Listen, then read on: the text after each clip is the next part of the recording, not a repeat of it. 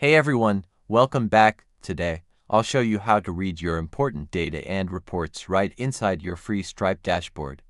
First, log into your Stripe account. Your main dashboard is the first thing you see. This is your high-level overview. Here, you can quickly see your total balance and sales over time. For more detail, look at the left-hand menu. Click on Payments. This page shows every single transaction. You can see which payments succeeded or failed. Now, for powerful analytics, go back to the menu and find Business Analytics. Click on it. Here, you'll find free visual reports. You can see your total revenue, new customer numbers, and repeat customer rate. You can change the date range at the top to see your performance. These graphs make it easy to understand your business growth and customer trends at a glance. And that's it. Using your Stripe dashboard gives you all the key insights you need.